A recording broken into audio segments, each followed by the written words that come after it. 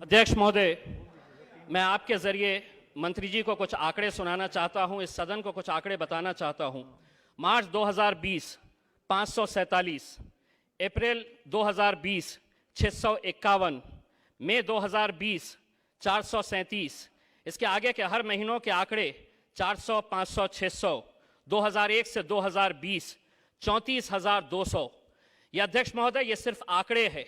मैं इसलिए ये कह रहा हूं कि अब ये आंकड़े किसी अखबार की सुर्खियां नहीं बनते, ना तो किसी टेलीविजन के चैनल के अंदर इनका जिक्र होता है, क्योंकि ये आंकड़े इस मुल्क के अंदर किसानों की आत्महत्या आज भी कितनी हो रही है वो बताते हैं।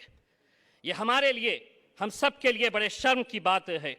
अध्यक्ष महोदय, अगर किसान आत्महत्या करता है तो यकीनन उसकी सुर्खी नहीं बनती है, लेकिन आज इतने सालों के बाद भी अगर हम ऐसे बिल लेकर आ रहे हैं तो न जाने 70 सालों के अंदर कितनी मर्तबा हमने ऐसा सुना है कि ये बिल के बाद किसानों की जिंदगी बेहतर हो जाएगी, लेकिन उसके बाद किसानों की हालत बद से बदतर होती जाती है। और यही बात का नमूना है कि आज भी इस मुल्क के अंदर ये जितने आंकड़े हैं, मैं जिस महाराष्ट्र के मराठवाड़ा क्षेत्र से आता हूं वहां के ये आंकड़े मैं बता रहा हूं, मुल्क के आंकड़े नहीं है। मुल्क के आंकड़े तो बहुत ज्यादा है।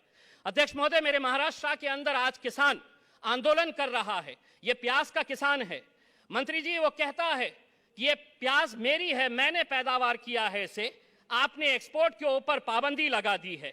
क्या वजह है? महज किसान अगर 2 रुपये ज्यादा कमा रहा है एक्सपोर्ट के जरिए, उसे अगर 10 रुपये अपनी पैदावार के ऊपर ज्यादा मिल रहे हैं, तो क्यों सरकार ने इसके एक्सपोर्ट के ऊपर पाबंदी लगा दी है? और अगर आप उनके खिलाफ कानून लेकर आते हैं तो मैं सरकार से एक सवाल पूछना चाहता हूं कि आपके खिलाफ कौन कानून लेकर आएगा? जब कोरोना वायरस के दौरान इंटरनेशनल मार्केट के अंदर क्रूड ऑयल की कीमत $2, $3 प्रति बैरल हो गई थी, तो आपने पेट्रोल और डीजल के दाम नीचे नहीं किए थे, बल्कि धीरे धीरे बढ़ा दिए थे।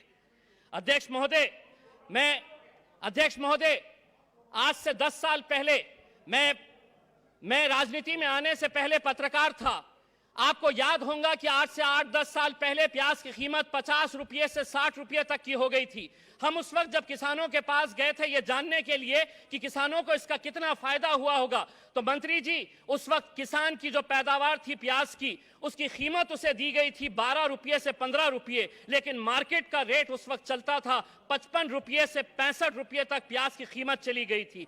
यानी कि मेहनत किसान कर रहा था और उसका मुआवजा और मजा कोई और लूट रहा था। अगर ये कानून के जरिए, अध्यक्ष महोदय 1 मिनट से कम, अध्यक्ष महोदय, अगर ये कानून के जरिए आत्महत्या रुक सकती है तो यकीनन पूरा सदन इसका समर्थन करेगा।